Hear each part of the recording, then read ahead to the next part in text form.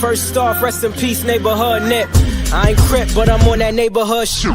Building business, it's that black owned. If you hustle, better hustle till your pack gone. If you work, better work till your back hurt. And if you rap, make it better than your last verse. Yeah, more lyrics. Move Javante AJ, El Presidente, Eddie Kane University. Heal gon' heal, regardless. You, Buchanan, Bethel High School, by way of 3-Man Weave, LLC. Michelle, producer, based over here. You can catch this wave from the Marlins to the Mariners. Doing things you can't believe. It's the 3-Man Weave. What up, what up, what up? We coming at you with topics. We back again with another episode of the 3-Man Weave podcast. I am one of your two hosts, AJ. You can find me at Mr_Williams21 on Instagram. Who I got with me today? You already know it is your boy Hill, and he'll go here regardless, baby.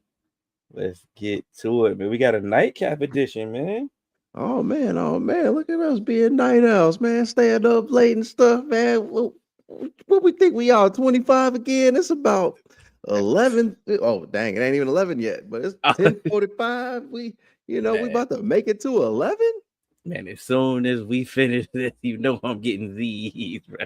Catching every single one of them. Oh man, but it was a thing. Pull the curtain back. We had some life happened Friday. We was like, bro, should we record Friday or should we really just wait till after the game? Because we really didn't want to do a preview. You know what I'm saying? We didn't already preview it enough, like for the joint. So we made an executive decision to just come on here after the game, and it looks like the Oklahoma City Thunder are capturing their first NBA championship. Yeah, we could have, we could have just gone ahead and just said, "Hey, this was over on Friday," and maybe that would have, saved us some time. But but before we jump in, let them know where they can find us.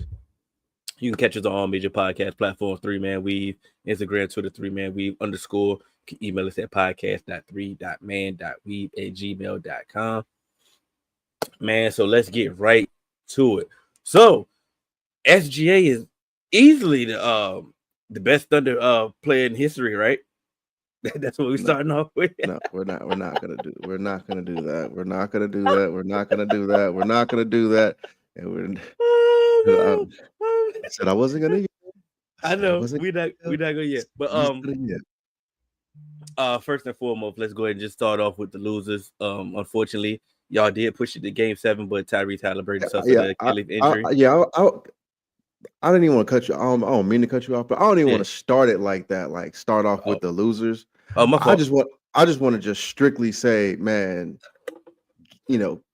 get well soon, Tyrese Halliburton, man. Like Game 7, coming off you draining 3 straight threes, and then that happened, man. That's got to be devastating because you legit had a chance to win a championship. You were a legit title contender, and now not just that being ripped away from you, your next season is probably gone too. So, and like we talked about with, unfortunately, already the Jason Tatum Achilles injury, we were talking about, hey, the East is wide open. Y'all could really bounce right back and be right back here again. But now it just makes this so much more difficult, and it could really change the entire trajectory of what this current iteration of this Pacers team look like. So just want to start off, man, we'll get well soon, Tyrese. And that's kind of the same reason why I wanted to start off the same way with the Pacers, because of we do understand that the dynamic of the Eastern Conference is significantly changing or up for grabs next year with the thoughts of the the Tatum injury, with the Celtics basically maybe dismantling, you know what I'm saying? So it pretty much gives the Eastern Conference, everybody has a chance. Shouts out to our guy Sean.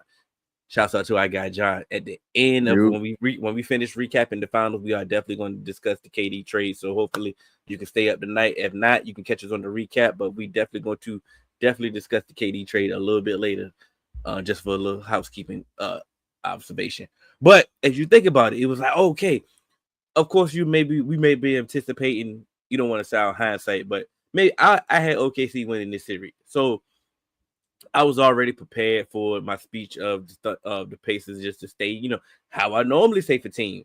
Hey, keep what you're doing, build on it, don't make no drastic changes, just stay healthy, do what you do. Yeah. You know what I'm saying? I was ready to say that, and I'm still ready to say that to a certain point, but it was up in the air about Miles Turner.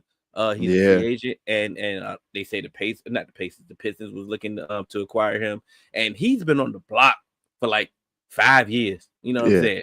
So it's like he was almost a Phoenix Sun. Remember, I wanted to trade DeAndre Ayton for Miles Turner. He was almost a Laker. So like he's been traded every offseason for, like I said, the past 5 years. So I'm not sure have that weighed a ton on him. Like he's like you know what? We didn't win, so hey, maybe I need to just go ahead and do what I got to do, or maybe he like, you know what? We actually did build something. Let's run it back. But that changes a lot. That changes the dynamic. We do understand that they definitely had some young pieces, Nimhard, American, Naismith. Like the guys is definitely, they have the pieces. There's a pieces to compete playoff wise. I know regular season they may not seem like the team that you don't want to play. It's just, man, this injury just changes a lot, man. It's like you really don't know what they planning on doing after that now, man. It's like, oh man, this is just unfortunate. Like I was cool with them losing, but like, damn, like now this is like, what are we really about to do in the offseason? Because like losing this is a little bit, losing was cool. Losing was cool. This is entirely different than losing. This changes the entire trajectory of your team makeup, because it's not like it's just one of your role players or something like that, or even like it was one of your number 2 guys, one of your wings. No, this is your guy. This is the guy that you kind of build your team around and you frame your team around. So that's what makes it so much more difficult to kind of move forward.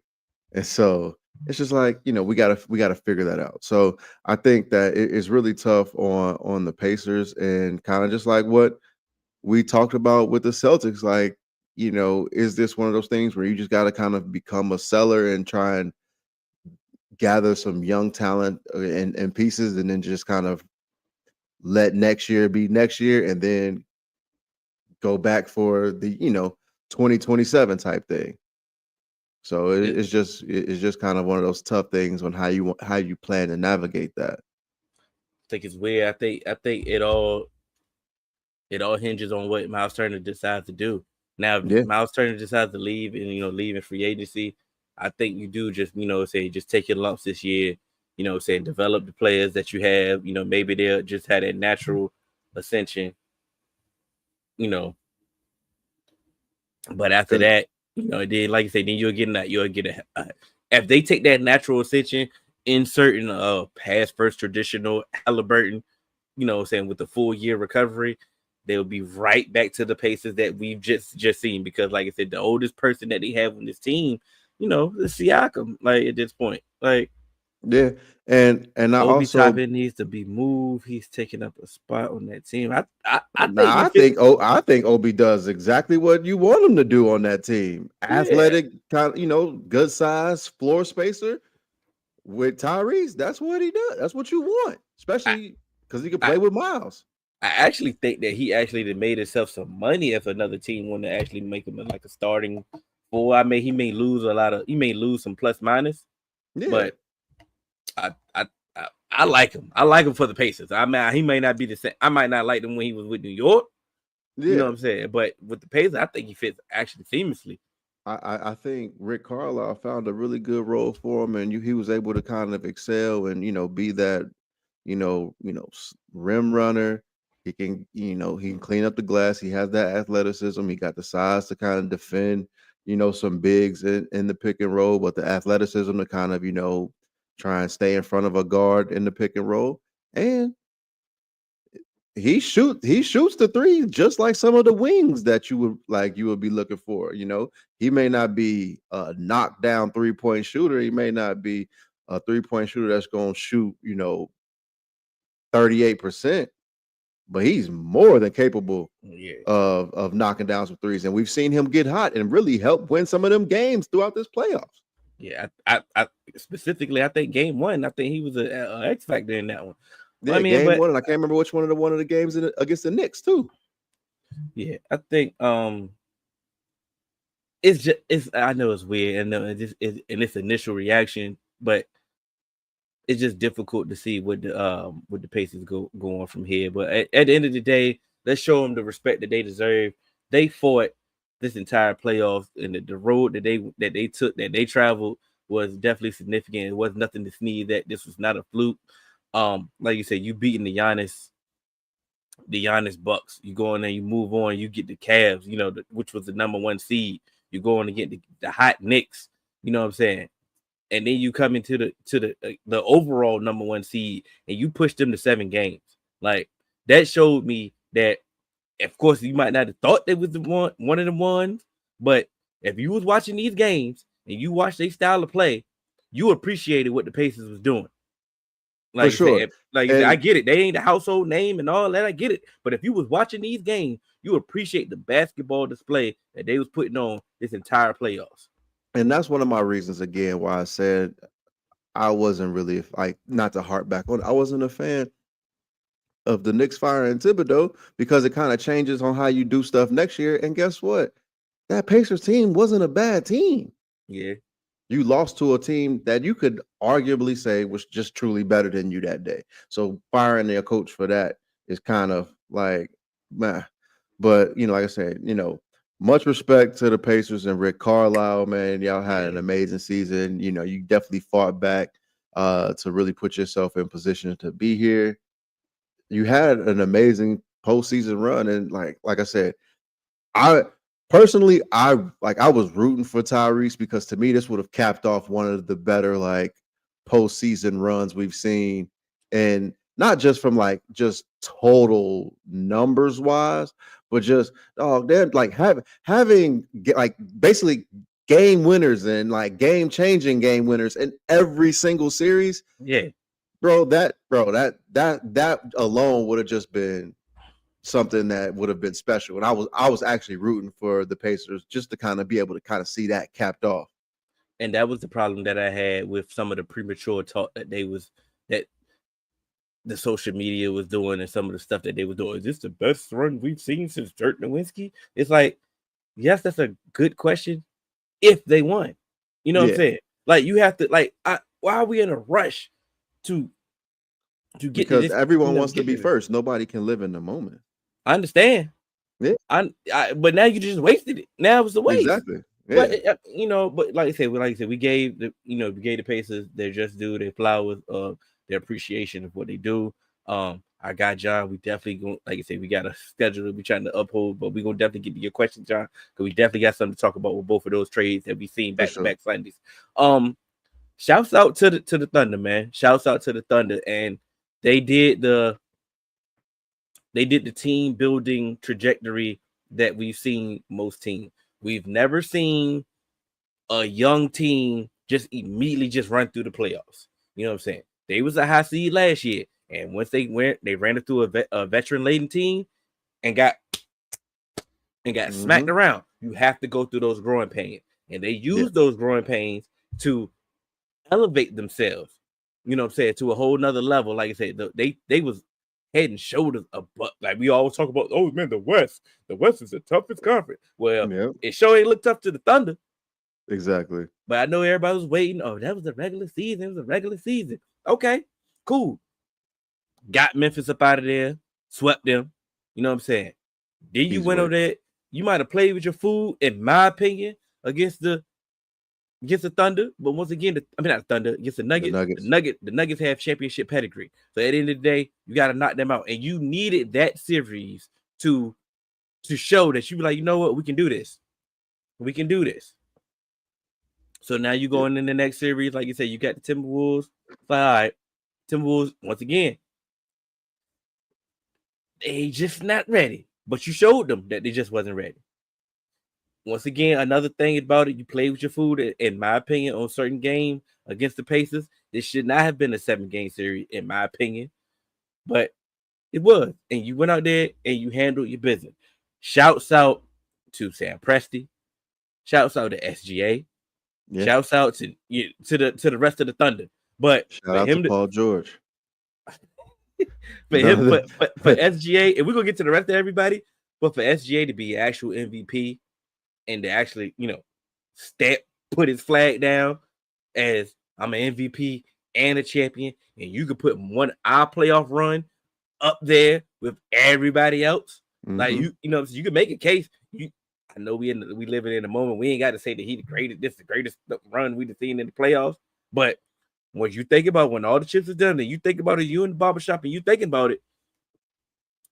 Thunder went on one of them runs, one of those historic runs, and it needs to be appreciated with the level of objectivity, is what I would say. Yeah, and man, shame on the NBA for the way they was doing these finals, man. Like, bro, man, like we'll probably get to it at a later date because we want to stick to schedule. But I just want to say, man, the NBA, y'all really trash for waiting until people complain to be making some of these changes. You don't have the Larry O'Brien trophy on the court, and it's like, oh, okay, we'll put the Larry O'Brien trophy on the court. Game 7, you show the player intros. Like, what is we doing? Like, do y'all really want to, like, I understand you still one of the big 3, but come on now. They did more during the in-season tournament. Yeah. Than they did for the finals, bro. Like, at no point ever in life going forward, we should never get we should have the Larry O'Brien trophy in the center of the court of the finals. The big one. Not just them 2 not the little one. at the quarter line. Yeah. The big one. And we ain't pausing that. Yeah. You know what I'm saying? We should have paused it, but we got to make the point. You know what I'm saying? Oh, man. And just one more thing. Also for the Game 7, like, I understand she's, an Oklahoma native. But who the hell was that singing the national anthem? Like, come on, man. Like, give the people something. Like, I was joking. I'm sorry. I'm truly sorry. Like, well, while we airing out our grievances, this is Game 7. While we airing out our grievances, man, I had an issue with how they covered the whole finals, bro. Oh yeah, for sure. Instead of we had an opportunity to talk about the game, the games that we were seeing, the strategies that they were implementing, the runs of the defense, the turnovers, the shooting, the basketball, the pure basketball that we were seeing. Instead, we get a Stephen A. Smith trying to cause a beef with Halliburton. And we get that. You understand what? I understand ESPN and Disney and which is also ABC too. Mm-hmm. They've paid Stephen A. So he gonna be on all of their big time broadcasts. Yeah. But I needed somebody who's gonna be able to really just be able to kind of talk basketball and enjoy the basketball too, instead of just trying to do the hot takes, because this wasn't a hot take series. You needed you needed people to really come in and just be like, yo, this is what we're seeing is great. And even if you like people that were coming in talking about, oh man, don't nobody want to see these finals, and this ain't what the NBA wanted. After Game 1, it's like, oh, maybe OKC is not about to walk to a championship. I don't necessarily know why you would have thought that, considering what Indiana Pacers did the entire postseason. But like, hey, dudes is about to be out here hooping, and I'm so like, said, no. Like you said, this was not the series for the hot take. Matter of fact, they should have used this as a case study to see that maybe people do want to hear the insight of basketball, the intricacies of the strategies of oh man, Game 1. Why did the Thunder change their starting lineup? Why was Hartenstein coming off the bench? oh, game 2, why is he starting now? You feel what I'm saying? Like, you know, you had an opportunity to do that. You have an opportunity to talk about the game. You have an opportunity to see, oh, so why are the Pacers playing with why are their pace seems more frantic than it does look more up tempo? You know what I'm saying? What's the difference? What's going on? You had an opportunity. Instead, you take the route of, oh, Halliburton not a superstar. I told you he wasn't a superstar. Why are we even talking about he's a superstar? Oh, why he mad at the media? Why he want to talk about the media? It's like, come on, bro. Like, oh my God, man. And you know, as I was kind of watching that pregame and the halftime stuff, and I'm looking at, you know, like, even if you're gonna keep Stephen A, which I know you have to keep Stephen A. Yeah. Like, you have to keep Stephen A. But as I'm looking at Perk and Joe Lacob, boy, I wish JJ Redick could have took one of their spots. It's like, oh my God, where was Mike Malone? And the reason why I say JJ Redick is because, one, we've seen JJ Redick debate Stephen A on First Take. Mm-hmm. 2, JJ Redick is the coach of the Lakers, so you know he's going to be able to, you know, bring you know, kind of the eyes and stuff, because people like, hey, you know, Lakers fans gonna show up, you know, people, and then also he's going to really talk basketball. That's one of the things that Stephen A didn't like about him on First Take, because he was coming at him from hey, this is basketball, and this is these are the X's and O's. This is why it's happening. This is why you're seeing what's happening. So again, I think that they kind of missed the ball. Yeah, like bro, like switch out Perk and Joe Lacob and give me Draymond and JJ. I think we might have had a nice little talk at the desk. We could have did something, man. And then, like you said, even Jay Williams on First Take disappointed me, man. It's like, I know Halliburton had a bad game one time, and he jumped down and he was like, I told you, Stephen A, I'm sorry. He's not a superstar. I'm like, here we go. We falling for it. I get it, man. But it is what it is. Shots up. Let's go back to the Thunder, man. And I do have I'm going to say it's a two-sided take, because it's going to sound like I'm hedging my bet or I'm not standing on business or whatever. But I know we talked about it before, how they building a dynasty, like they have a potential dynasty on the way. The fact to me, and this is a today take, and that's why I want to emphasize what I'm saying. This is a today take. Something about them gives me a reservation of they just don't have that dog yet. Like, they play with their food too much. You know what I'm saying? Yeah. And you keep playing with your food, anything can happen. As we can just see, Halliburton got hurt. Like you said, Jalen Williams had a scare the last game. Like, he had I don't know what the injury was, but he was a little hobbled. You know what I'm saying? He came back, finished the game, and he was good. You know what I'm saying? But you keep prolonging these games, anything can happen. So as I say, I get it. When it's time to pay somebody, they can just make a trade. I understand they got 5 first-round picks for the next years and stuff like that. And, you know, they have the ammunition to do whatever they want to do. You know what I'm saying?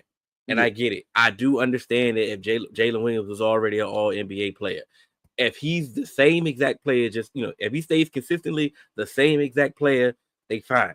I do understand that Chet still ain't reached his potential yet. You know what I'm saying?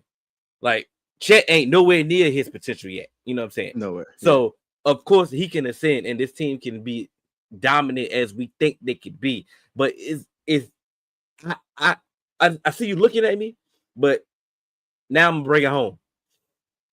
When we said this about the Celtics last year, do you feel the same exact way that how we felt about the Celtics or how they was currently constructed? You know, do we feel like a dynasty was on the way with the Celtics? Do you feel the same exact way about the Thunder going forward? So I feel as if, yes, this team has the ability to come back and win. What I would say, though, is they also have the ability to kind of shop around to really make themselves a solidified contender. I don't know who they could go and get, but, you know, like I said, say anybody.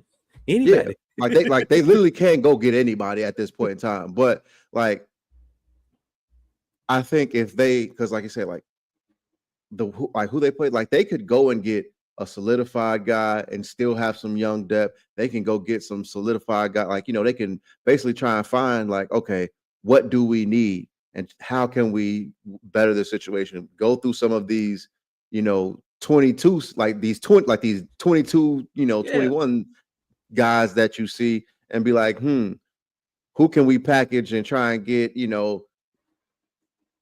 from a bad team to just try and be like, go get one of their, veterans or something like that. Yeah. And say, hey, Wizards, give us Chris Middleton for, Chasing Wallace. You know what I'm saying? And that gives them the hope of getting a young talent and, maybe one of your, first round picks or something like that. And then you get a proven solidified all-star who can shoot and who does not have to be a number one and who knows how to be a role player. Yeah. And it's like, hey, like, ain't nobody gonna be able to do shit with y'all. So it's one of those things where it's like they literally have the ability to do what they want. And as we get to it, this is kind of one of the reasons why I'm not mad at what the Magic did and what they gave up, because you have too many young guys. Like you have too many 22 players. Like even what you're saying, like, oh, they were a title contending team and still the young team. Yeah. So now it's like, okay, you want to get some people in here, like, let's go ahead and try and you want to try and identify, okay, who do we feel has the best potential? But outside of that, you still got SGA, Chet, and even Jalen Williams, who you hoping at minimum all three play at least another 7 years. Yeah. So it's like, why do you need 4 more 22-year-olds? Because they're not going to be able to step into what you actually, want them to be, because you're just grooming them to be a role player. And we've seen a lot of these young dudes have a hard time just coming right out being role players because they ain't never had to do it in their life. So go get people who can fit Dagnall's system. Sam Presti, you have been doing a great job at identifying talent. So you'll probably be able to even get some shit back. But build your roster the best to really compete again. The reason why I said I'm talking on both sides of my neck is because I know you're the king of running. I don't know how I want to say that without it being a pause moment. You just gotta say it and pause it. Yeah. You the king of running it back, but it's like and keeping it as it is. But my reason why I was like, when I said they didn't have that dog, I get it. You good, bro? I'm good. You good with me? Now, if Dave see this on the play, man, he might have to call you out. But look, and I said they didn't have that dog, right? Nobody in the West gonna make the dog come out. Pause if I have to. Nobody in the West scares them. I get it. It's gonna be different next year. They gonna be the hunted, and people gonna give them their best shot and all that. I feel you. Nobody in the West puts fear in them, bro. The people that we hold at high esteem, they old. Yeah, for sure. Bro, I don't scare them, bro. Luka was putting fear in people in the West. I get it. Luka was putting fear until he got exposed by the Celtics by his defense, and then everybody's using that blue. So until he shows that he can play defense, he ain't putting fear in nobody. You feel what I'm saying? The one thing that I can say, I don't know how they're gonna do it, but if Denver is able to do something, with Michael Porter Jr., because again, if Michael Porter Jr. didn't get hurt, that could have been, or was it Aaron Gordon? One of them two. It was one of them. They both yellow. But if he didn't get hurt, really gave OKC, really gave OKC all they could handle. But they beat him. But they beat them. I know they beat them. But I'm saying if they're able to kind of do something and really retool their roster and get a different piece or something like that may fit with them, then yes, that can make them a threat again in the West. And again, I know you're saying dudes is old, but Jokic got that Arvydas Sabonis game. It ain't like he got to have the best, like be the most athletic, and he got the old man game already. Is basically what I'm saying. So it ain't like he needs to be young to be able to compete. I think he's still going to be able to do the things that he needs to do. And so if they can kind of get that piece, so I do think that is a team in the West that has the potential of making them like, okay, we need to get our shit together. Now, I will say, go ahead. And on that Thunder point, nobody's scared of Jokic no more. They're not scared of the Nuggets anymore. You know what I'm saying? Because they've seen the blueprint, but it's like, who else is scaring us other than Jokic? All we gotta do is check everybody else. You know what I'm saying? But that's my point of if they can get that other piece to kind of either get rid of Michael Porter Jr. and elevate that position and or just add something to it. I don't like. So hold on, let me get to this point. So I'm not saying like, and even if they're not scared of Denver after what happened. And if Denver is able to get another piece, they're a team that they need to watch out for because, again, that's a team with championship pedigree as well. So I don't think that they'll ever look at it just be like, we're not worried about nobody in the West. Here's the thing. Them losing next year is the worst thing to happen to the NBA. Because they have the ammunition to, you know what? Oh, all right. We can reload. We'll be back. Yeah, like, so it's kind of I'm about to go to my car. Yeah. Get my gun. Shoot everybody. So it's kind of in the NBA's best interest for them to go on at least a back-to-back run. You feel what I'm saying? Because I swear to God, if they lose next year, next thing you know what? Oh, Giannis didn't want to get traded. Get Jimmy Butler. Giannis didn't want to get traded this year, right? Oh, okay. Yep. Okay, we'll change his mind. Oh, no, matter of fact, we'll change the Bucks' mind. Here you go, 5 first-round picks off rip. Oh, and what you want? Isaiah Joe, Casey Wilder, all these young people, everybody young. You know what I'm saying? Yeah, all that. And now what? So that's the dynamic of, not the dynamic, the dilemma that I think the NBA has. But like I said, man, look at these dudes, man.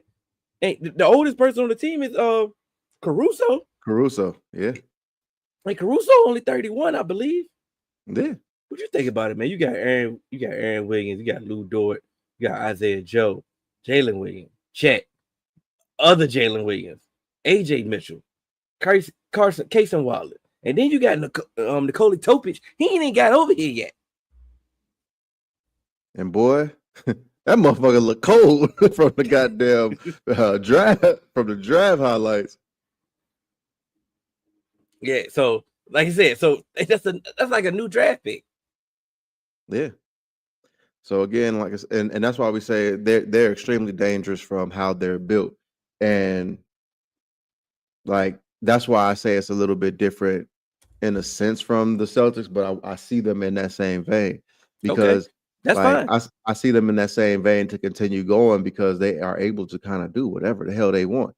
Like even like the thing that elevates them from that Celtics position is even if they were to sustain something like the Celtics did, they don't necessarily have to go into the tank and just be like, all right, we're going to just, see what else. Yes, you may not have an SGA, but you still got all the ammunition possible to be like, hey, we're going to try and keep this train rolling.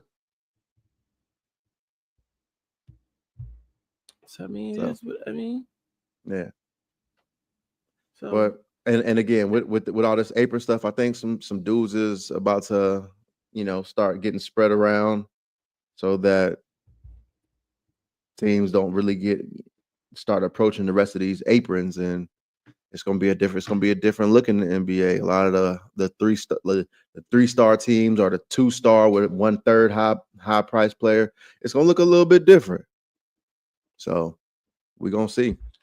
But they was way ahead. It seemed like Presti was already ahead of the game for whatever CBA was going to happen. Like he was ready for the old CBA, new CBA, and if they got to rip it up, he ready for that CBA. Like ready for it all. Like you say, he got ammunition for.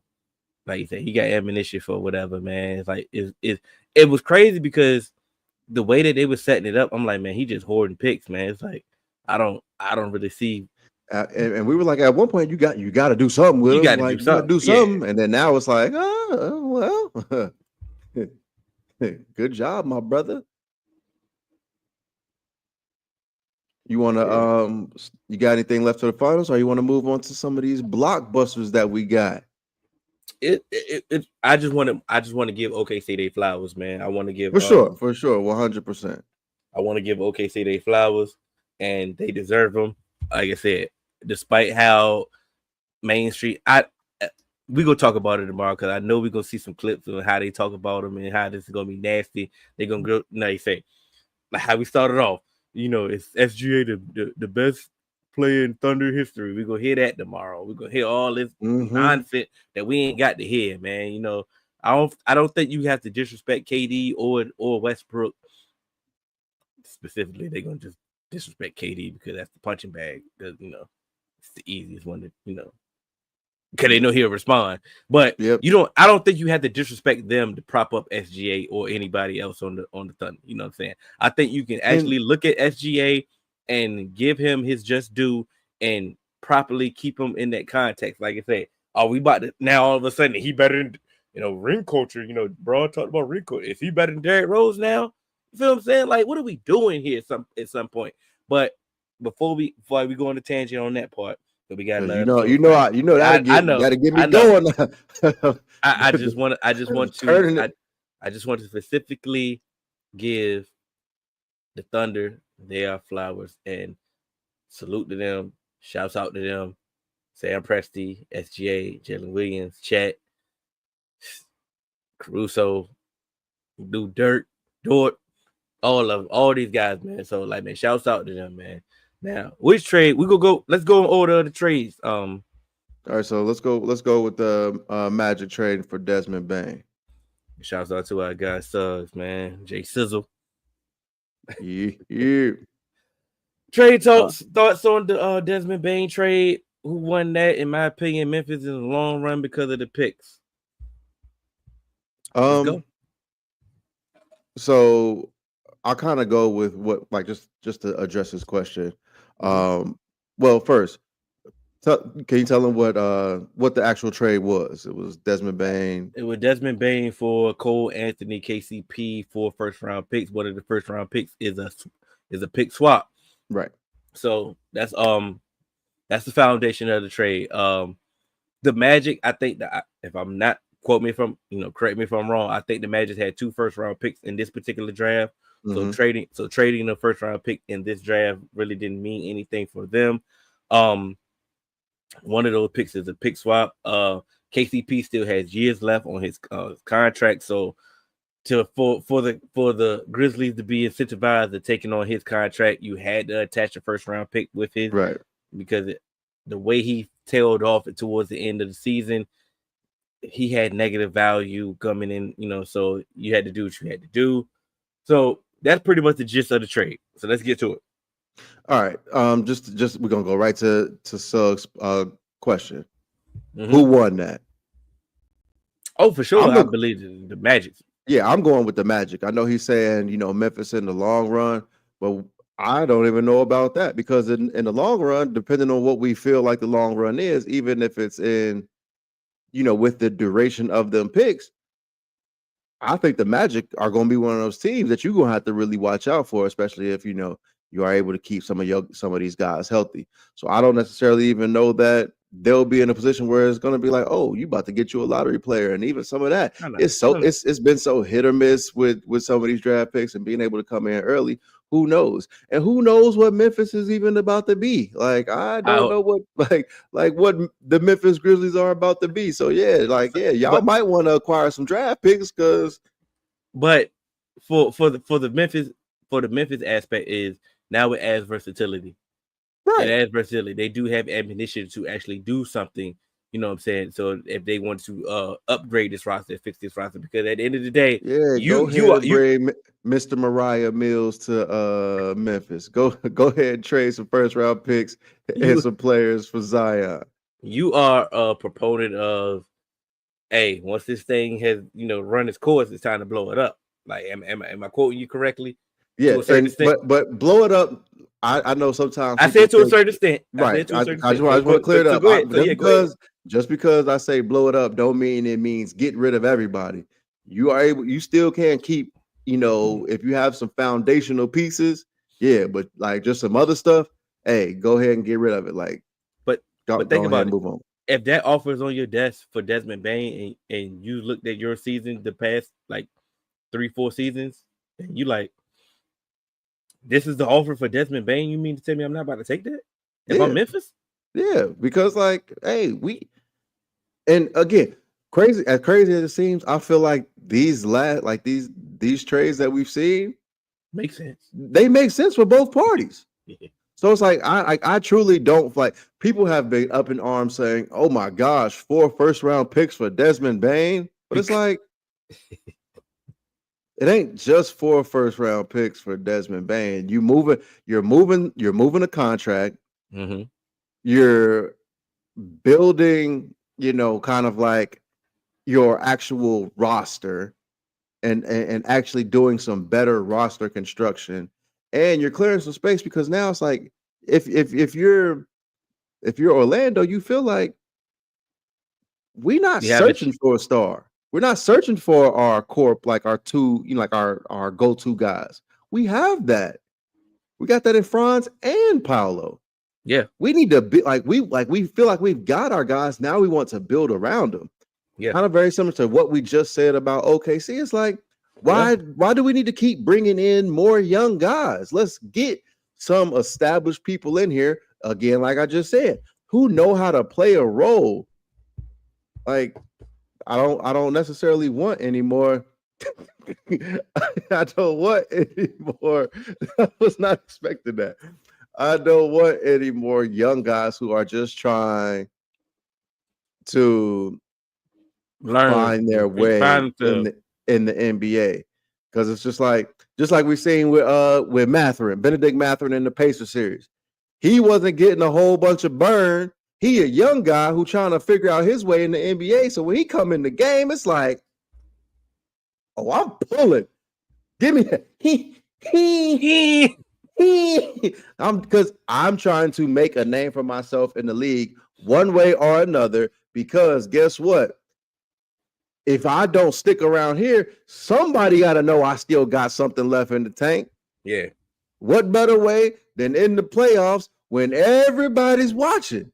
So it's just like some of these young guys, like, I'm not saying they're not good players, but they may not be good players for your team. Like when I first seen the trade for the Desmond Bain trade, I was like, oh man, that's a lot for Desmond Bain. And then it's natural, yeah. It was natural, but then I got mad at myself because normally I don't initially react to certain trades. I get all my information before I give a reaction. And then I thought about it.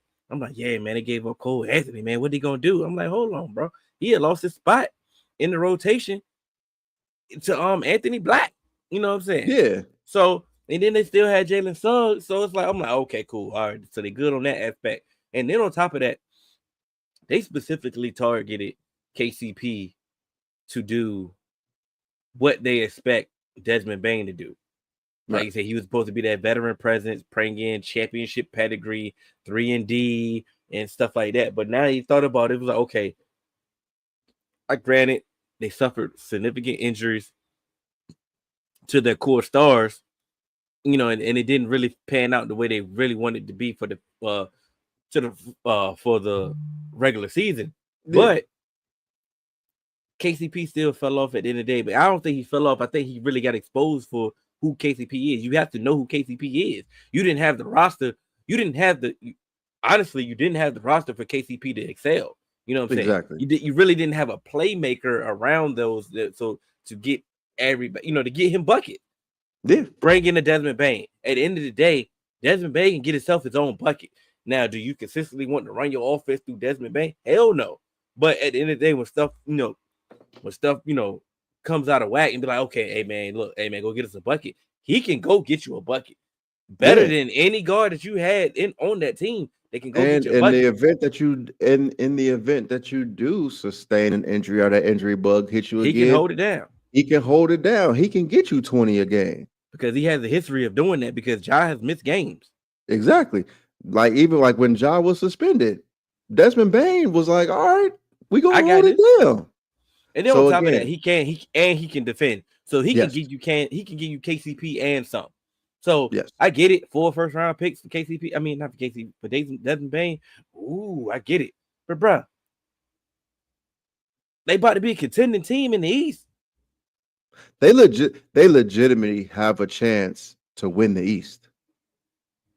Like if you look at that roster, and if you look at the roster, like, because think about it. Right now, I think with everything that's going on, who we looking at? Maybe Cleveland again, Detroit to take a step, and who else? Because I mean, well, the Knicks. It's literally up for grab. Like Yeah, I'm still cool with the Knicks. I'm still cool with the Knicks being exactly what the Knicks was.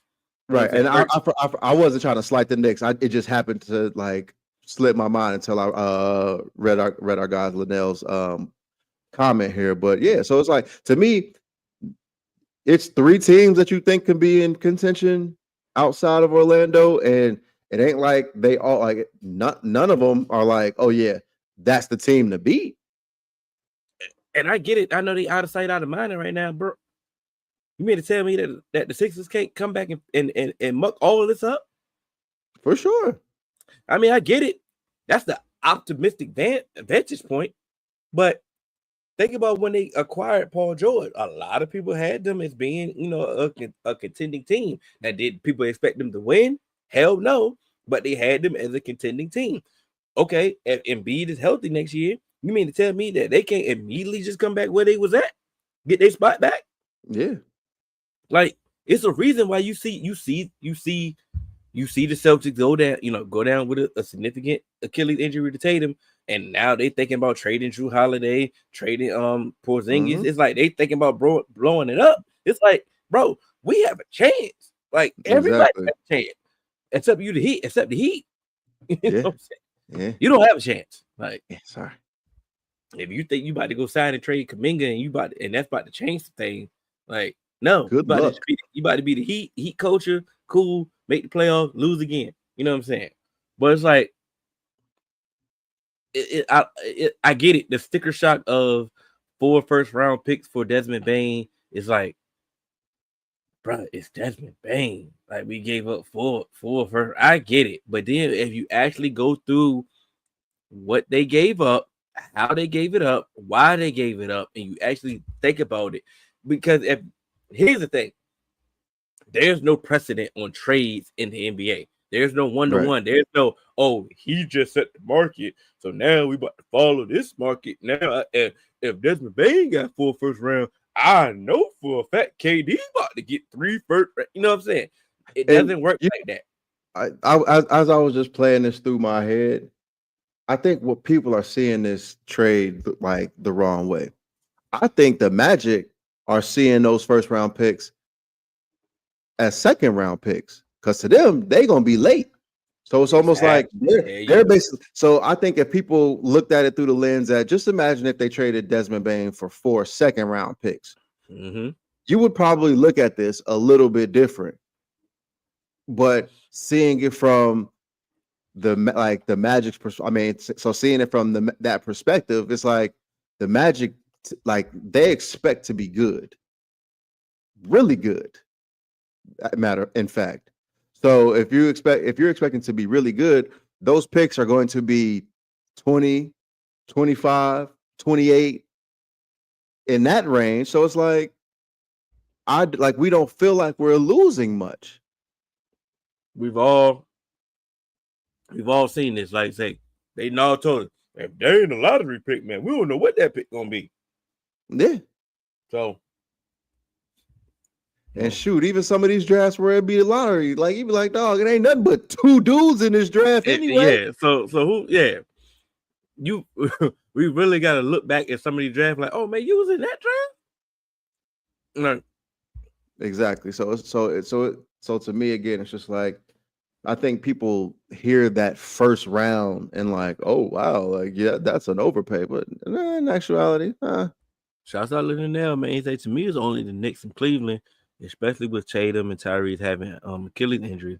Plus, with the Sixers stars can never stay healthy, especially Joel. So, hey, look, I agree with everything he just said, right? Mm-hmm. So now if you're the Magics, why can't I be in that mix? You feel what I'm saying? Exactly. Now look at it. Now look at it, Linnell. Is if you the Magic, he's like, okay, boom. The thing that we needed the most was somebody that could, first off, outside shooting. We one of the worst teams in 3-point shooting in the league. We just brought in a 40% shooter. You know what I'm saying? So come on now. So in that aspect, why can't we be in the mix if we the Magic? And you think about it. Take the Magic roster, and I'm even thinking, like I said, even if you look at that Magic roster and you compare it to the teams that you just mentioned, Cleveland and the Knicks, I feel pretty damn comfortable with my roster. If I'm running out Desmond Bane, Paolo Banchero, and Franz Wagner as my top three, even if I'm looking at the Knicks, and it's like, okay, Jalen Brunson, Cat, and Mikal Bridges, I feel good with going against my trio, especially with my bench and stuff like that. In a series, for sure. Yeah, in a series, I feel good. And then, like you said, you mentioned Cleveland. I still feel good about that because guess what? I know between Garland and Donovan Mitchell, they gonna have a hard time guarding. Guess what? Desmond Bane, he gonna make them work on both sides of the floor. And then we got Banchero and Franz. Mm-hmm. And then we got Wendell Carter to bump down low with your bigs too. So we can make it tough on any of these top teams. So yeah, I feel really good about my team as presently constructed. Just like Jay Sizzle said, don't sleep on Detroit. And we're not sleeping on Detroit. Like we alluded to, when it came to the Thunder, you get your lumps. Like I said, the Pistons ain't been in the playoffs in years. So boom, they got the playoffs this year, and they made it a tough series against the Knicks. It was a tough series against the Knicks. That's your lumps right there. Boom. Now, let's say, once again, let's say they go get a Miles Turner. You put a Miles Turner with Dirty, Twin Towers, with Cade Cunningham. They matching up with everybody in the East, like you said. Like I said, the East is wide open, and it's time. Okay, I'm okay. Like these injuries just threw a monkey wrench in a lot of things. Like somebody might have been looking at it like, man, we might not have really wouldn't made no moves. Now. Pick up the phone. Yeah. Pick up the phone. Call it, man. The East, the East, I know we're gonna think about it. The West is the tougher conference and all that. East I get all that. Fun to watch because it's gonna be to me, I think it's actually a good thing. Great thing. Because in media, we know about the East Coast bias. So we're going to hear a lot about those teams in the East. And you have some young players in the East, some young guys in the East that are up and coming. So hopefully, like we've talked about, maybe you start talking about these young players a little bit more. Maybe you start, seeing their faces a little bit more. Maybe they start getting a little bit more screen time. Maybe, hey, if they beat the Knicks, they start debating, hey, what about this player? What about this player? Somebody have, instead of just kind of giving you the usual suspects. And even, with the Knicks, Jaylen Brown, he's starting to get some, his shine, and he got a lot of, love this postseason from what he did. So again, maybe it's going to, like I said, you start getting some of these players in the East, it's not just going to be the usual suspects. You're not going to be just talking about KD, Bron, and Steph. I think the Knicks' next coach will determine how far the Knicks go in the playoffs, especially if the new coach plays bench and don't run his players into the ground like Tibbs did. That's another good point, bro. Like, whoever they decided to be the coach and how they utilize their team plays a huge factor. It does. I mean, I get it. I get it. Sure. We said we had our thoughts about Tibbs, and we will need to rehash those. And we had some things about the roster that they could have done it, but at the end of the day, we keep saying it's wide open. So we We can't say it wide open for everybody else and then we close the door on the Knicks. You know what I'm saying? And trust me, I am in no way, shape, or form closing the door on the Knicks. Like, because even when I mentioned the teams, I had a brain fart where I wanted to mention them because they are still capable of getting there. I think they're still capable of giving teams trouble and being in that conversation of making noise in the East, regardless of who they bring in as a head coach. But the head coach is going to determine if you could see them being an Eastern Conference title winner and an NBA championship winner. That's where it's really going to come down to. But I think just the team constructed alone, they'll be able to be at least a top 4 seed at minimum. Yeah, I mean, like I said, I think they like I said, they the same exact. I view them the same exact way that I viewed them all year. Like I said, shouts out to the East.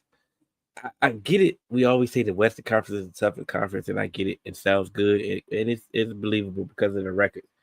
At the end of the day, the contenders are the contenders. Yeah, like I get it. Like this team might have won 50 games and all that, but at the end of the day, like, do we really view some of these teams as really being contenders? No, we don't. I've always said it like this. Like, look at the NFL. Last season, they said, "Oh, the best teams are in the AFC," and maybe top to bottom, like, yeah, you might see like, oh, it's a ton of tough teams in the AFC. Yeah, but what happened in the Super Bowl? What happened in the Super Bowl? Just because you got your ass whooped, and yeah, you may be going through a gauntlet in the AFC when it comes to the playoffs. Hey, don't mean we any less than a team. Yeah, and that was the whole thing that I would try to emphasize about the Pacers. It's like, you can say what you want about the West, and the West is dominant and all that.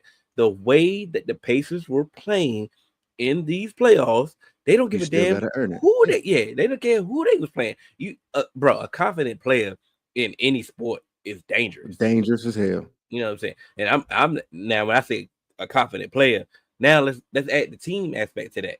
And then on top of that, don't add a certified coach. Like, come on, man. Mm-hmm. Oh, I was wondering. I didn't know who your team was. Yeah, I'm a Chicago Bulls fan, so I seen what he did to Rose, Butler, and Noah. You don't have the key players in the game by the 25 and the 4. Yeah, so yeah, he got it. Well, he lived a full Tibbs experience. But what I can say is, my thing is, we can't. I mean, you can, but I don't want to, criticize Tibbs too much when he also is the one that got him to this position. You know what I'm saying? So it's like, you talk about, he does this, he does this, he does this with his players, but then also, you look at it, a lot of what he does is kind of what gets implemented in the playoffs. So when the playoffs come, these players is used to playing that, like, those amount of minutes. He has a defensive mindset, and he causes hell, and he has a strategy. And also, I hope I'm not about to take your point, because we've talked about this before. Who did you want him to play? I wasn't going to repeat myself on that aspect, but during the regular season, he could have. I'm talking about in the playoffs. Oh yeah, a lot of people complained in the playoffs, like, he's running their guys into the ground. Like, hey man, who you really wanted to play, bro? You really wanted to play campaign. It was like, at some point, like I said, we've already said what we needed for Tibbs. He needed an offensive coordinator. He needed to fix that aspect of his game, of his coaching, and that's what. But let's move on to the on the other side. Do the Knicks have a dog? Oh, on the other side, do the Knicks have a dog before Tibbs got it? No, they didn't. It all happened at the same. It all happened simultaneously. They got Tibbs. They ended up bringing Brunson, and and Brunson was the dog, and they brought out everybody. He elevated everybody else. So that's how that happened. So let me go before we move on to KD. Let me see if we got it. Did we miss anything as far as like Johnny Bryan to get a chance? But a long shot, I can see get an interview with Willie Green. You got to stop doing this, bro. He has a job. But to his defense, I get it.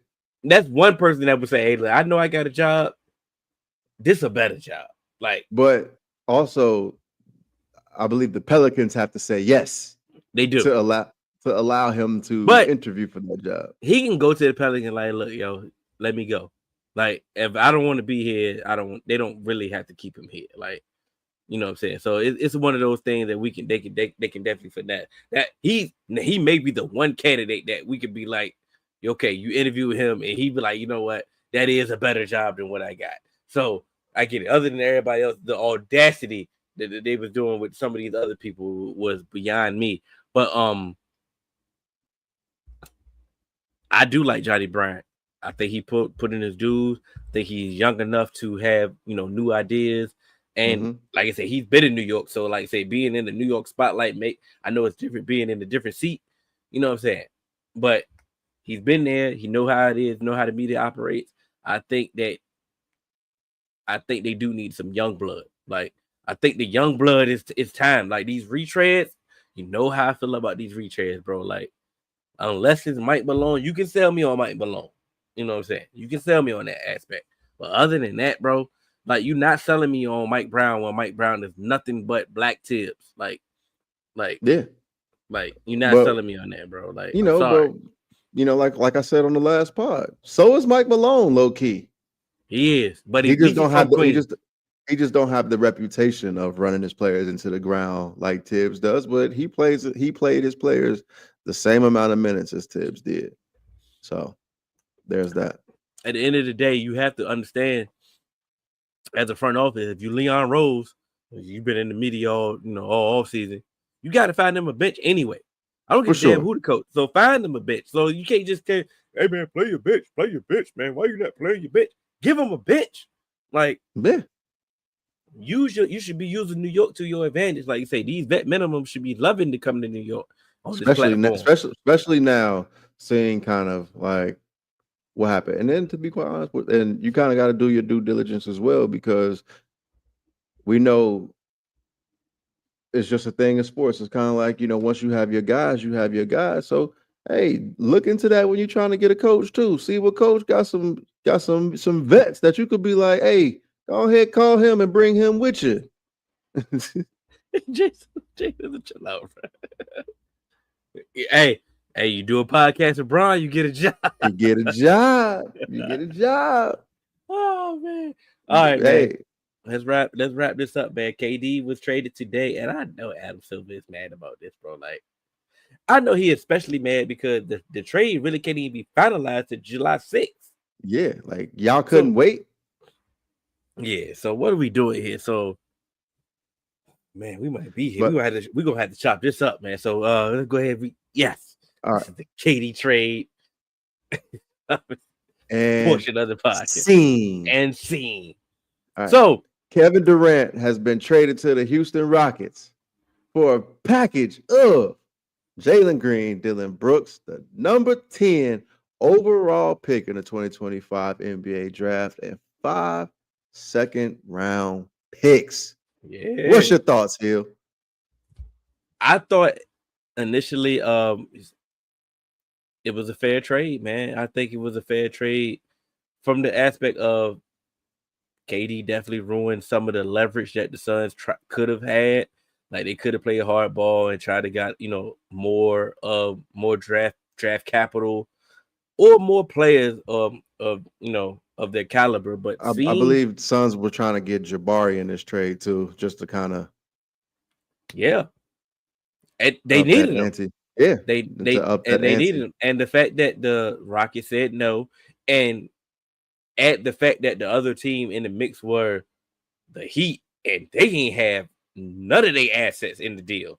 So if they were the two finalists, and you look at the Heat aspect of it, and they didn't have none of their key assets in the deal, lets you further know that KD, I'm not saying he purposely ruined the leverage for the Suns, because at the end of the day, the Suns didn't owe him anything. they could have been tried to get the best package. But at the end of the day, definitely on the last year of his deal, he definitely due for an extension. So it does. He played his leverage like he was supposed to play it. So when you look at it from that aspect, getting the 10th overall pick, which possibly could be the center from Duke, could be, if he's still there, could be a great steal for the Suns because they desperately need somebody of that caliber. Or you probably can get Derek Queen. I like him, but we'll see. But to get Jalen Green, I'm hearing different reports of he may be on the move to somewhere else. And I do think that if they hurry up and move him while he still has positive value, then they could make this trade look way better than what it is. But if they go out there currently constructed of another Beal, Booker, and now Jalen Green, it's the same damn dynamic that they had with KD. So I know I'm also hearing some other things that they're ready to try to trade Beal or waive him as well. So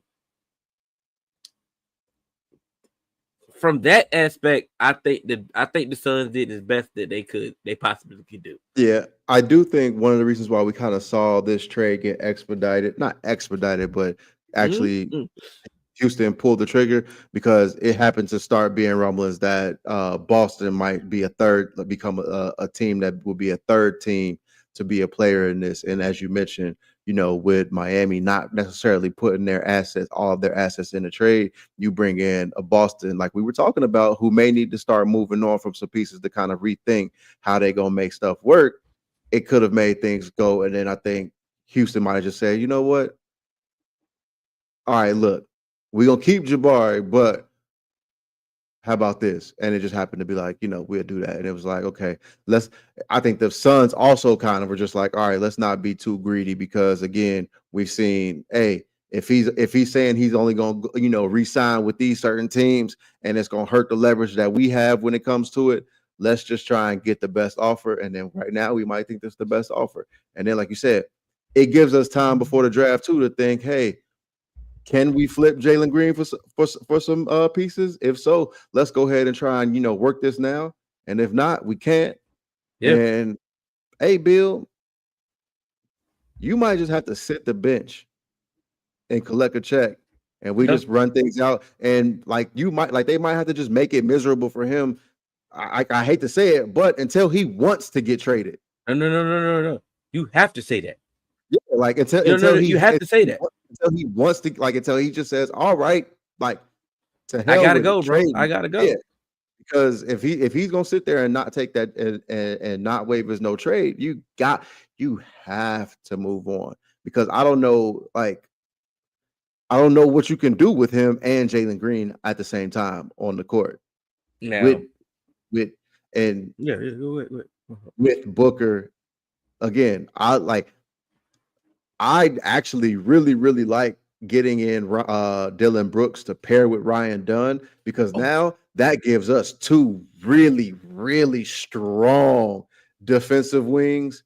And I think that's going to change the entire dynamic of our team, being able to have a pairing of Ryan Dunn and Dylan Brooks on the court at the same time. And then again, if we are able to get, I won't even try and, matter of fact, Kaman Maluk. Kaman Maluk. I feel like that's how you say his name. So if we are able to get Maluk and then have Ryan Dunn and Dylan Brooks out there, you swear you better than me. I think that makes us a pretty solid team. I'm not saying it's gonna make us a competitor, like a competitor in the West, but I think that's an exciting team that we could, bro. If we couldn't make the play in with KD. If this allows us to have more flexibility, have a better, well-rounded roster, and still kind of be like a 9, 10, 8, 7 seed, bro, with these young pieces, how can you be mad? I think that's a win. Here's the thing. Y'all have an opportunity to fix this. Yeah. Now, like I said, me personally, we're going to get to the Rockets. I like Jalen Green. I do understand that inconsistent, but I do understand that he also is young. I do think I think he can figure it out. Like I wouldn't have gave up on that young talent so early, but that's me. I'm scared money. You know what I'm saying? When it comes to so that's me. So yeah, hey, say what you want about me, I get it. But when you think about the roster that y'all have, you got a Nick Richards coming off the bench, Cody Martin coming off the bench, like you got Ryan Dunn. Now you have a Dylan Brooks. Also Iguodala. Like you say, now you got Dylan Brooks. Hey, whatever you want to say about Dylan Brooks, I get it. He's annoying and I hate him. He's one of my players that I actually hate. He does his role to his role. Like you say, he's going to defend, and he shot 40% from 3 last year. You know what I'm saying? So he can actually do his job. Once again, he fits well with Booker. So if you can figure out the Bill situation, and the Bill situation is going to take longer. I get it. I'm not anticipating the Bill situation to be rectified by draft time. But if you plan on, like I said, if you plan on moving on from Jalen Green again, I do feel that it is some other team that could thrive with Jalen Green, man. I think if they move on early, he still has the positive young upside trajectory that he can still net a positive return. And maybe you can get another draft pick. Maybe y'all could do on like I said, another young rebuild, but it's kind of expedited because you still have some key vets in place. You know what I'm saying? Yeah. And it's not that hard, bro. Like I said, I'm not anticipating the Mavs to do nothing this year. I don't give a damn they about to get Cooper Flag. At best, they will still be, if you really want to think about it, they have a influx of front court players that really can't all play together. So they're gonna have to make some moves and do something. I will move Anthony Davis, but at the end of the day, at best, they gonna be another play-in team. Yeah. What the Kings about to do? Play-in team. You mean to tell me the Suns can't figure this out and get to the play-in, and you get to the play-in? The West play-in is totally different. Another 50-win team. You know what I'm saying? Like, man, I get it. We rivals, and I ain't supposed to be talking this positive. Do I trust your front office? Hell no. You know what I'm saying? Do I trust your owner? Hell no. Just a dude with money that just trying to get in the game. Like, just let me jump in here. I do like him though, because again, I ain't mad at him. Mad at him. He's doing exactly what I say do. Bro, look like you trying, and that dude is trying. You could tell he wants to try, like he wants to do some good.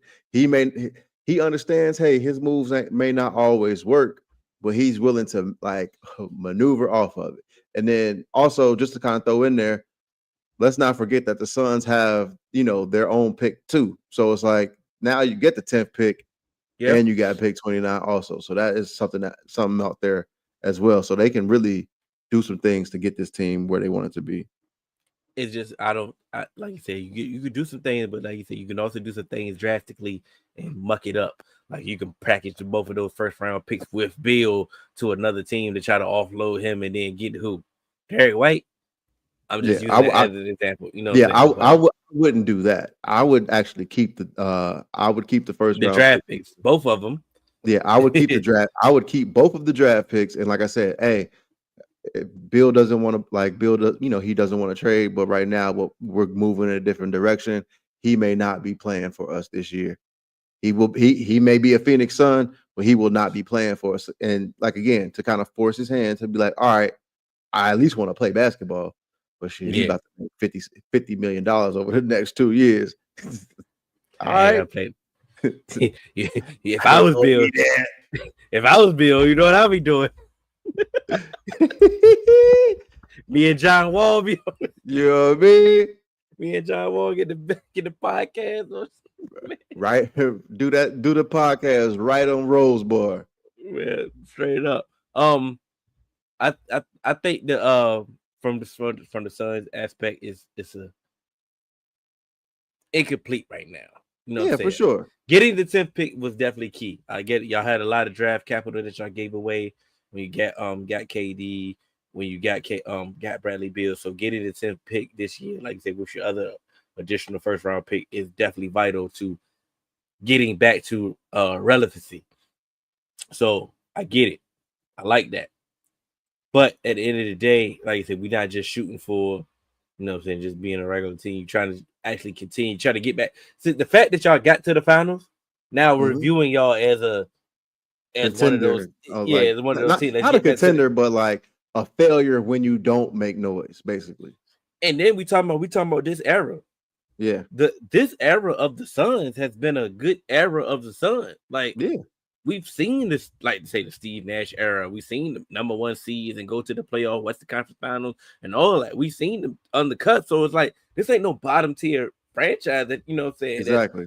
That your uncle grew up on. You know what I'm saying? Like the only thing that we knew was Charles Barkley or the Gorilla. You know what I'm saying? Like this is a respectable team at this point. So it's things that you can figure out now. Let's get to the Rocket side of the port. Like.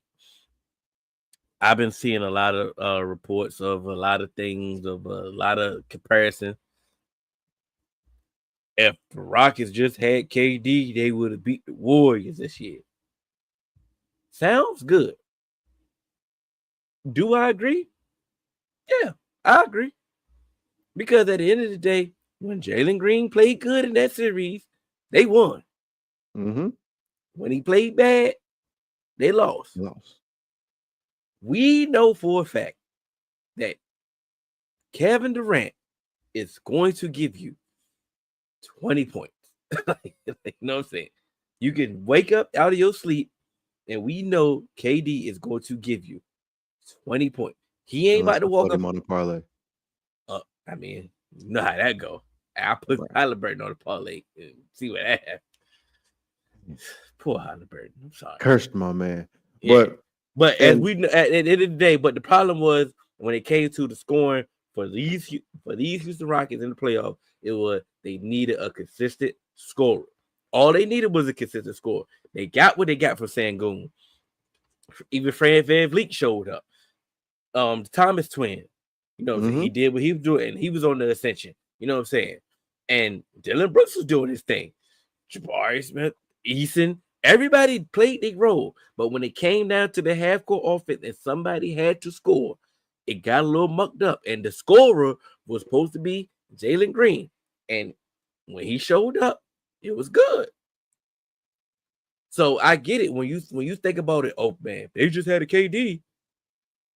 It's a seamless transition because you know Kevin Durant is going to give you 20 points minimum. You know that for sure. And I understand, you know, like I said, they felt how they felt. It just kind of puts you in a, you know, you just gotta try and decide whether, you know, what you want to do. Are you trying to really develop these young guys and figure out who's going to be who? So then because I don't think they really got to that point yet. Because again, like you said, Jalen Green still had some work to do. So he could have ended up being the highest upside guy that you have, but you don't know because he didn't necessarily get there. Sengun was probably your best player. And so you I understand why you kept him, but it's like now bringing in KD, does this cap you? What's your end goal with bringing in KD also? Oh, you know what your end goal is. Because just as you say,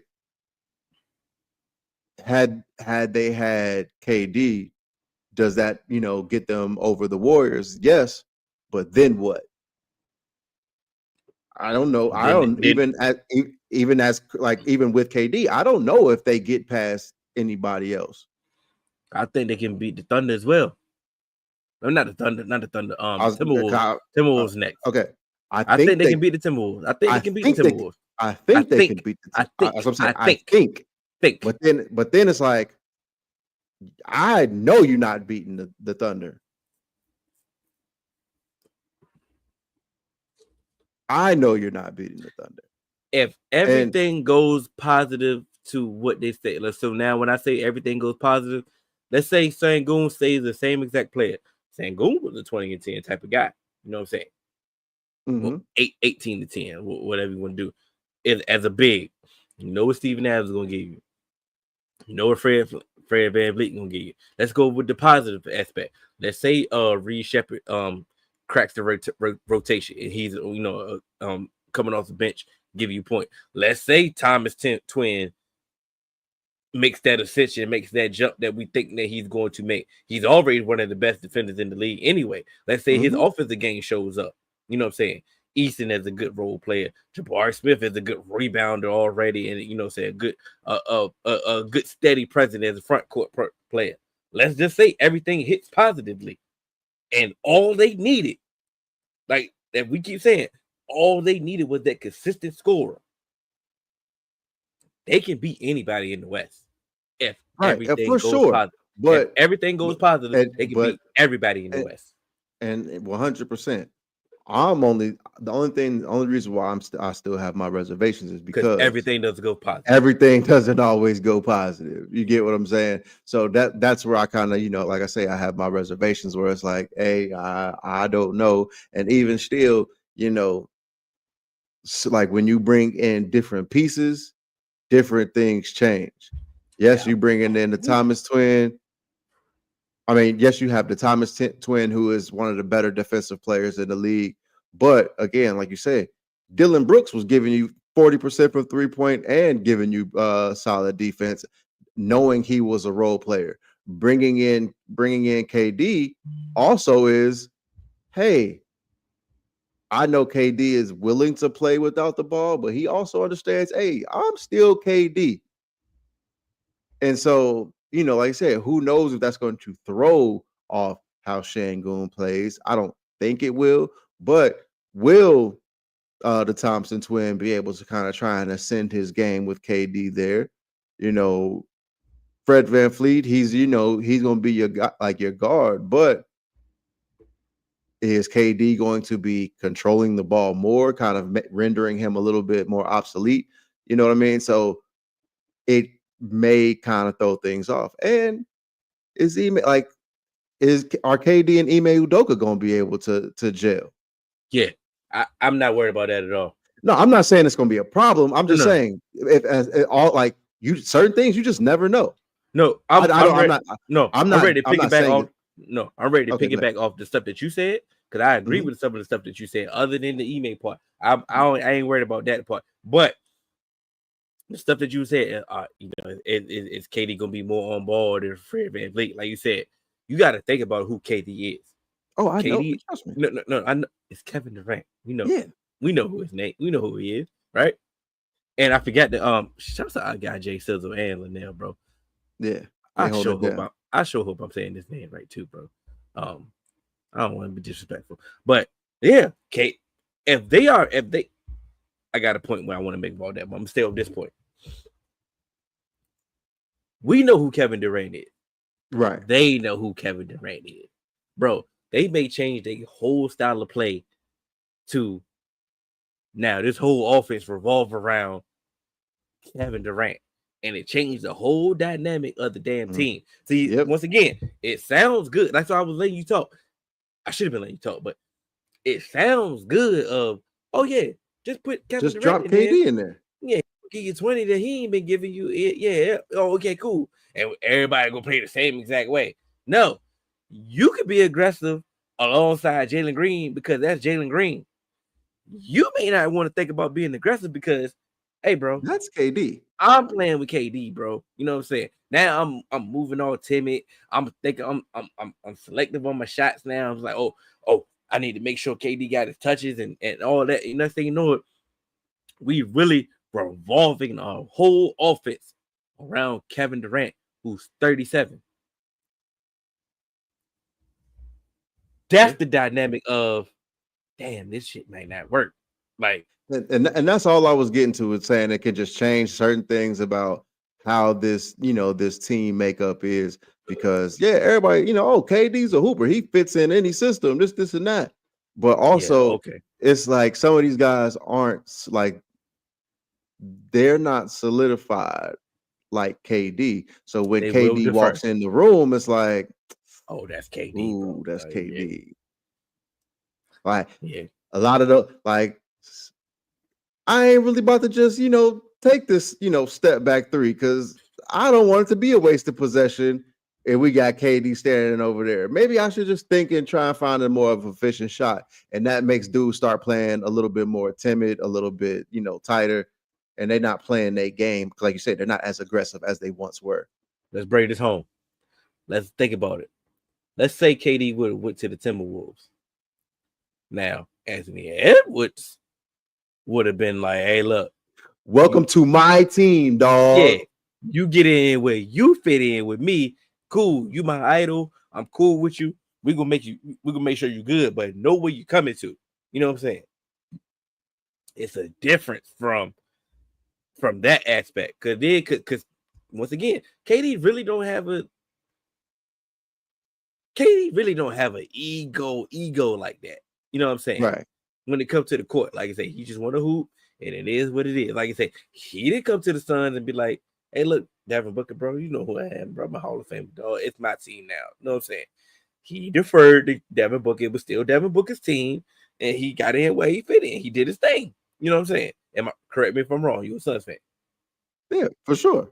All right, it was still Devin's team. It ain't like that in Houston. You know what I'm saying? Because whose team is it before KD get there? We was hoping it was Jalen Green's team. It's Ime's team. But that's not a bad thing. That's not a bad problem at all. It's not. But what I'm saying is, once he went on the court, then players is gonna kind of like. But think about it. If Ime is smart enough, because I'm glad Jay Sizzle said this, because if he's smart enough, load management is his friend. Mm-hmm. We got enough players to really go through the regular season, coast through the regular season, play defense, and do what we got to do, and just win some games. We keep learning this every year. We keep relearning this every year. That playoff basketball is totally different. Yep. If we can get you healthy to the playoffs, fresh in the playoffs, then we can change the dynamic of how we actually play. KD, now we really running through you. You know what I'm saying? But if we go through the regular season and let Thompson Twin use his athleticism, running gun all day, do his thing, coming off with Cam Whitmore, Reed Shepard is getting a minute. He actually spelling Fred VanVleet too as well. You feel what I'm saying? Mm-hmm. So now at playoff, you're using his playoff pedigree as well. You know what I'm saying? If he uses his to advantage, and we playing through the identity of Ime, they have a chance. So it's not one of those things that it's like, oh man, they are instant contender. We ready for them to take over the West. We good. You know what I'm saying? It's some questions that they have to answer, and the regular season is really going to tell us a lot of things. I know a lot of people try to minimize the regular season when it comes to certain people, certain teams. The regular season is really going to tell us about the Rockets and how they really, really going to get down. Because if they looking all clunky during the regular season, ain't no way in hell we about to think they about to just change this thing around in the playoffs and just all of a sudden it's gonna click. Nah, it's gonna look nastier in the playoffs because we seen it in Phoenix. Right. The thing about the Rockets, the thing that I think can either make this really, really work for the Rockets or make it really, really tough for the Rockets is where they kind of, I know we're talking about the age of positionless basketball, but just in the sense, if they just go ahead and just drop Kevin Durant in that Jalen Green spot and let him play that kind of like that 2 role, he don't have to be going down there banging with the big bodies and stuff like that. I think offensively that's going to help him and stuff like that. But offensively, the one thing that I can say is seeing it with Phoenix, are you going to be able to get Kevin Durant to really, take more, be more of a 3-point shooter instead of just kind of, always working in that mid-range? Because again, you doing that, you still, trying to run out there with Jabari Smith, Tari Eason, and out in Şengün, it can get crowded. So that's what I'm saying. Like, it's going to have to be a fine line, because if you could drop him in and play that 2-guard role, and he's out there on the perimeter, and he's spreading the floor and he's shooting threes, that works good. But then if he wants to be that mid-range guy, and like I said, you got basically 3 bigs, depending on how you want to run it. Even if you got Steven Adams and stuff like that, it's like it can get crowded. So it can get a little bit tricky. And that's why I say just dropping KD in there ain't just going to be as seamless as people think. But it's going to kind of take some good offensive coaching to make that happen. They could definitely, if they can sprinkle in the young guns that they have, right? For sure. Their defense is going to spur a lot of transition points, right? Yeah. So that's gonna easily help their their offense off that alone. And then on top of that, they can still they can find a way to space the floor way better than what it is, because like I said, KD is still easy money sniper. You know what I'm saying? He's still gonna have Fred VanVleet. If he's on the court with Reed Shepherd, he can shoot. That might be it when it comes to the shooters, because Thompson Twin can't shoot yet. Sengun can't space 4. You know what I'm saying? So it's like you can't do the 2 big lineups that you was doing with Steven Adams and Sengun that you did in the playoffs. You can't do those a lot. You know what I'm saying? You may have to go a little smaller. You may have to go Sengun and more, more KD at the 4. But like I said, if you can alleviate KD's banging with these bigs, his defense is going to be there because he is a good defender. You know what I'm saying? And the transition game can help a lot of that, because then, like I say, we can still initiate an offense enough that can spread it out enough that he can still operate and get his buckets in the half court. You know what I'm saying? Yeah. I'll hold my thoughts. You can figure it out, because we have some. You can figure it out. You can figure it out. Your reservation is 100% valid. You know what I'm saying? Because we can figure it out. We can figure out how to stop y'all. You know what I'm saying? Right. Oh, y'all ain't about to shoot no threes, or we can crowd a lot of this. You know what I'm saying? Mm-hmm. So y'all gonna have to figure out how to combat that part. So, like I said, but that's more playoff strategy. You know what I'm saying? Because regular season they just running and glorified pickup. You know what I'm saying? It ain't really no strategies and stuff like that in regular season. They can, so they can just ball in the regular season. Just go out and hoop. Yeah, but that what you just said in the regular, playoffs, yeah, for sure. Yeah. But they probably wouldn't do too many 2 big lineups. It depending on the matchup. They probably wouldn't do too many Adams and Sengun lineups with the KD, because, like you said, all we about to do is just double KD and then make one of y'all score. Hey, go ahead, take us off drill, friend VanVleet. Yeah, by all means. Yeah, but from the Rockets standpoint, you only gave up Jalen Green. Like, I get it, you gave up Dylan Brooks. Cool.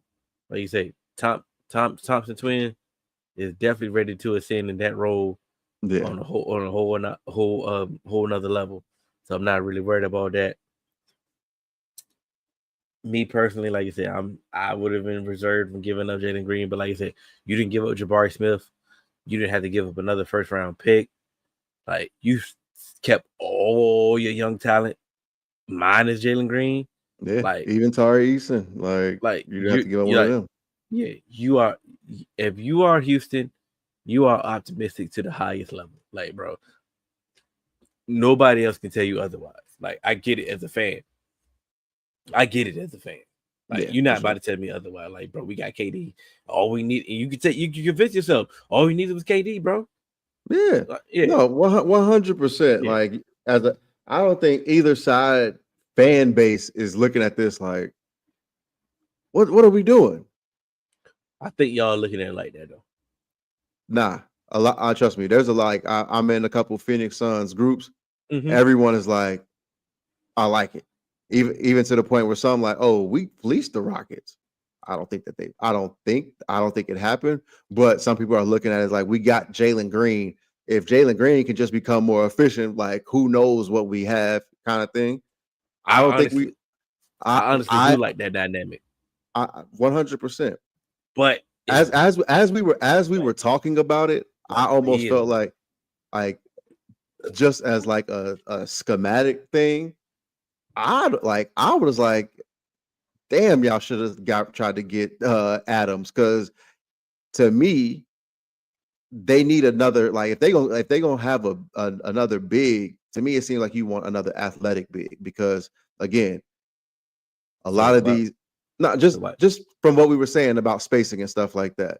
Because Şengün, he can run the floor a little bit, but it wasn't like he's a great 3-point shooter, so it's not like he's going to be out beyond the arc and stuff like that. So it's just more so, all I'm saying is because it can get crowded with KD shooting in mid range and stuff like that. And it was just a personal thing, like, damn, I wonder if y'all even tried that, but I know the money wouldn't have worked or anything like that. That's all. But we can get on up out of here. Yeah, everybody answer this last question, and then we get everybody. Do you see a team making a jump this year? Example, Portland was starting to come together at the end of the year. Yeah. Portland was starting to come together. Go ahead. No, go ahead. Portland was starting to come together, and I started to see some things. Anthony Simons was figuring it out. He's starting to earn his money again. Aiden was kind of getting consistent. Like, they got my guy Clay Claggins from UConn, big man. Mm-hmm. It's just now this is the aspect of being in the West is hurting them, because they just not good enough to overcome. Who you gonna overtake? Yeah. Now I get it. They can overtake the Kings. Like, I ain't sold on the Kings, bro. Like, they can overtake the Kings and make it to the play-in type aspect. Like, they can get to the play-in. Like, but is getting to the play-in is that good enough? Because they're gonna get to the play-in and just lose. Like, you feel what I'm saying? That's not good enough. Right. Because they mess around, may get to a play-in. They may play the Warriors in the play-in.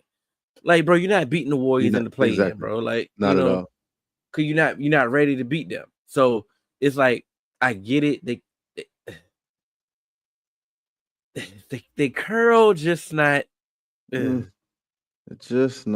just not there yet. They the byproduct of being in the West, and it's nasty. Because I'll be quite honest, if they was in the East, I would be saying a totally different thing. Like, they could be one of those teams that can mess up things in the East, but they ain't nowhere near the East. So it's like, you got to look at them for where they are. But I think they got to stay down till they come up. They have some young players, bro. They young players is may age people out. Like, bro, how long is the Warriors gonna be the Warriors, bro? Yeah. Jimmy old, Steph old, Draymond old. Feel what I'm saying? Yep. Bron old. What are the Lakers really gonna do around Luka? You feel what I'm saying? With no assets. The Kings. I bet Kings, bro. The Mavericks.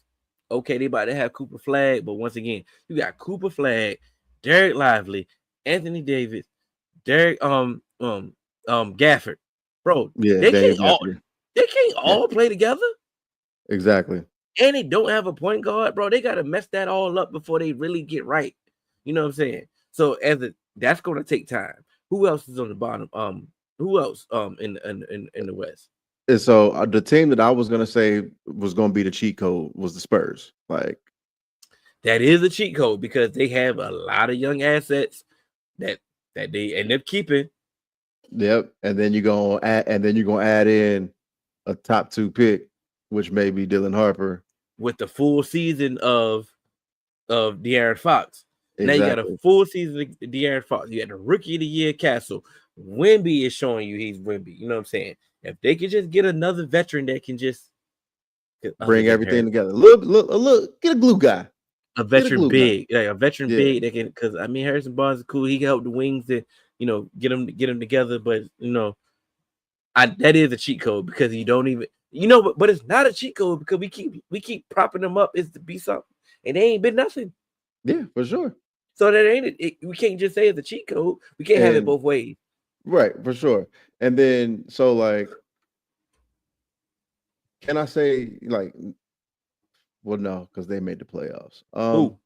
I was gonna say the Magic, but they were the 7th seed, but I guess that's not a jump. Hey man, They was only the 7th seed because they got injured. Like yeah, and that's what I was gonna say because they got injured. But I think if the Hornets are able to get VJ Edgecombe,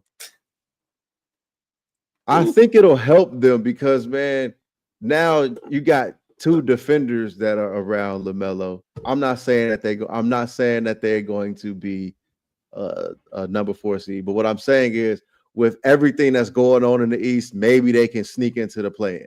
I'm just maybe they can sneak into. I'm not saying. I'm listening to you, bro. I ain't say I'm not saying they about to be, a top 5 seed or anything like that, but that's a good choice, bro. They can't be like at some point it should be coming together, right? It's exactly like it's too much. It's a lot of talent there, bro.